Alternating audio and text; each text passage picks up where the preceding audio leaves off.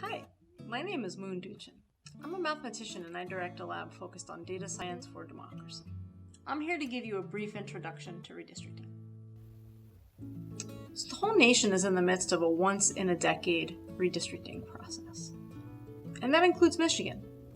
In Michigan, you voted overwhelmingly to amend your constitution to create a new independent redistricting commission, becoming the latest of several states to make that historic move. Now that commission is seated and the work is underway. So, what is their job? Well, the founders of American democracy designed the House of Representatives to have members from all over the nation, each able to take local and community interests from their own region and communicate and balance them back in Washington. To do that, we have to divide up each state into the right number of districts.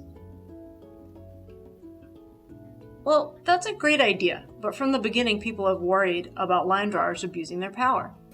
Here in the Boston area, very close to our lab at Tufts, there was a state Senate district over 200 years ago that was thought to favor one political party over the other. Here's a news clipping. Let's just say that people were not happy. They thought that love of power had triumphed over geographic common sense. So there are many things to balance each time we draw, but it's an exercise in democracy that we have to do regularly. Why do we redraw regularly? Well, we need to account for shifting population over the last 10 years, as well as shifting communities and community interests. So how can you get involved? Well, first start by getting informed about the process, and then give your input to the commission. Let's take a look at the rules. So these are your criteria that you wrote into the state constitution with that amendment. There are quite a few. I'd like to go through them briefly and tell you what they mean. We'll start with the rules that are, in some sense, the most basic. Some of them are federal requirements, namely population equality and the Voting Rights Act. Population equality says that each district must have roughly the same population, very nearly the same population, as every other district as measured by the census. And the Voting Rights Act says that minority groups should have the opportunity to elect candidates of their choice. Next on the list, districts should be geographically contiguous. That means each one is just one connected piece rather than two or more. Boundaries, that says you shouldn't split a county, a city, or a township when it's possible to keep it whole. Compact, districts should have reasonable looking shapes rather than contorted or eccentric ones. Next, high up on the list is an important idea called communities of interest. Remember, this was a major reason to use districts in the first place, so that representatives could be in touch with the regions and the neighborhoods, and with that, the needs of their constituents. Communities of interest, or COIs, can include those built around shared history, shared culture, economic interests, and more. Check out the COI video for a more in-depth look. How about partisan fairness? Well, here are the rules. They say not to favor or disfavor any political party or any candidate or incumbent.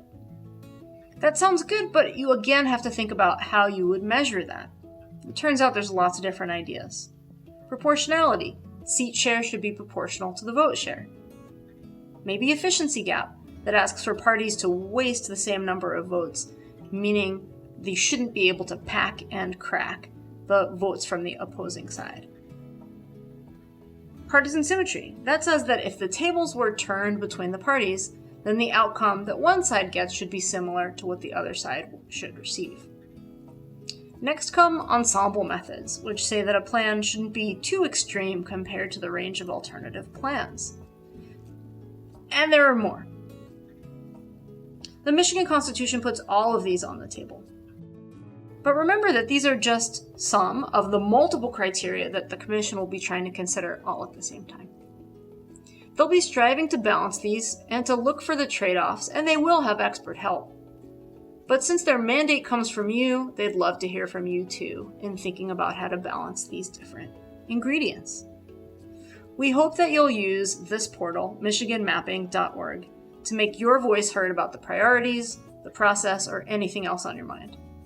You can give exactly the testimony you would have spoken live at a mic in a public hearing, or you can take advantage of the mapping software to draw your input on a map. Thanks for listening, and thanks for being a vital part of Michigan's healthy democracy.